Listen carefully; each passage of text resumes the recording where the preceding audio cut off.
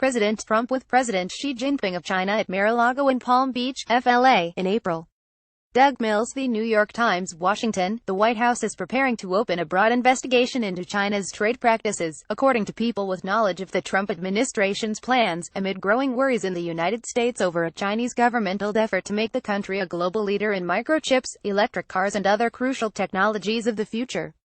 The move, which could come in the next several days, signals a shift by the administration away from its emphasis on greater cooperation between Washington and Beijing, in part because administration officials have become frustrated by China's reluctance to confront North Korea over its nuclear and ballistic missile programs.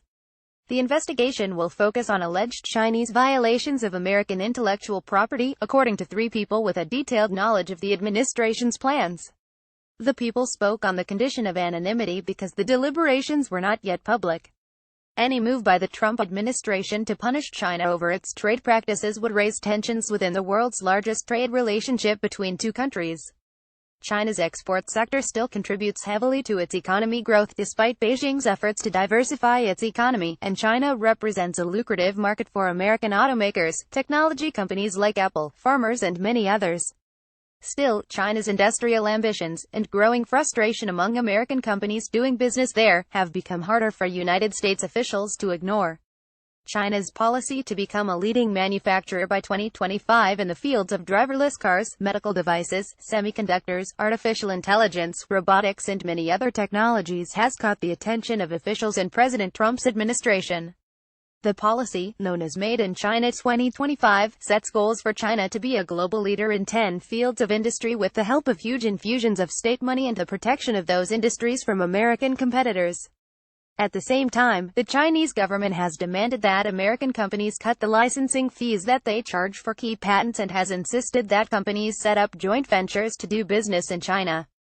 In recent months, citing cybersecurity concerns, Chinese officials have said international technology companies like Apple, Amazon and Microsoft must set up China-based data centers if they want to do business there.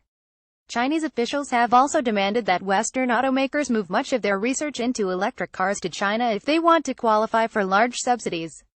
Chinese officials did not immediately respond to requests for comment.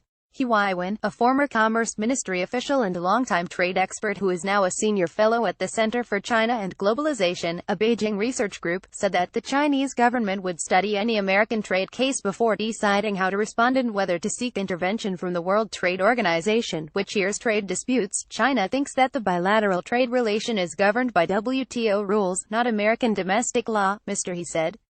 Despite his harsh rhetoric during the presidential campaign, Mr. Trump has dangled the prospect of smoother trade relations with China in exchange for helping contain North Korea. In May, the two sides claimed modest progress when they reached a trade deal that largely bolstered agreements reached during the Obama administration. Then the policy began to founder.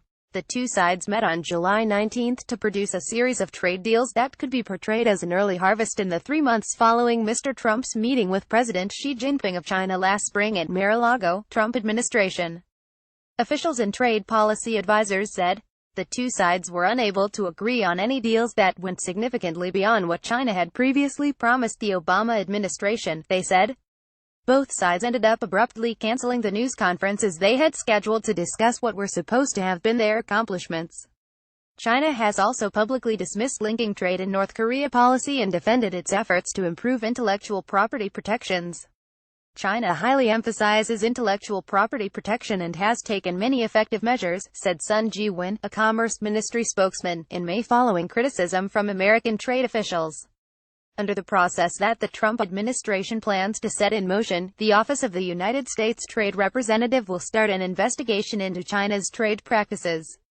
Following the investigation, which could be completed in as little as a few months, the United States could impose steep tariffs on Chinese imports, rescind licenses for Chinese companies to do business in the United States, or take other measures. The process is known as a Section 301 investigation, after the relevant portions of the 1974 Trade Act. Much is at stake for both sides. Exports to the United States represent more than 4% of China's entire economic output. Those exports have created tens of millions of jobs in China and prompted multinationals to shift thousands of factories to China along with much of their latest technology. American exports to China are much smaller, representing about 2/3 of 1% of the American economy. American companies have tended to supply the Chinese market using factories and staff in China, instead of exports from the United States. But their profits from the Chinese market are large enough that many corporate executives have been loath to cooperate with United States trade officials, for fear that Chinese government ministries may retaliate against them. The potential impact of the American investigation is unclear at this early stage.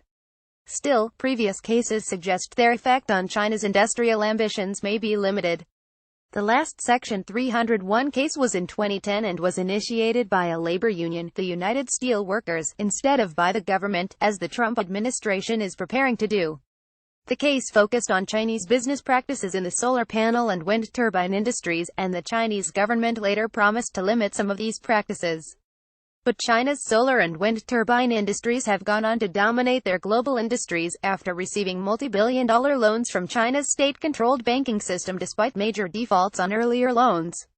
Mindful of those limits, congressional Republicans discussed in recent months whether to include what is known as a border-adjusted tax, which would penalize all imports while benefiting exports, in their plans to overhaul the tax code this year. But the proposed tax ran into heavy opposition from retailers like Walmart that rely heavily on selling goods imported from China. Until a couple weeks ago, it had looked as though the first industry on which the Trump administration would confront China would be steel. But any move to punish Chinese steel imports could hit other nations, too, and the Trump administration decided last month to rely instead on negotiations among the group of 20 member countries scheduled for August and November.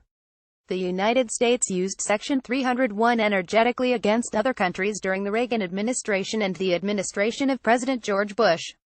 Mr. Lighthizer was a deputy United States trade representative in the Reagan administration and has been an advocate of shielding the American industrial base from government-assisted foreign competitors.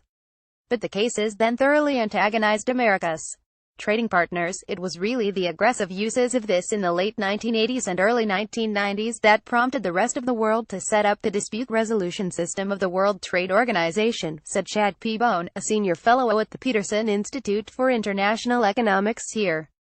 Follow Keith Bradshaw on Twitter, at Keith Bradshaw. John Perlas contributed reporting, and Alan Tang in Shanghai contributed research. A version of this article appears in print on August 2, 2017, on page 812 of the New York edition with the headline "White House to Prepare Trade Case Against China."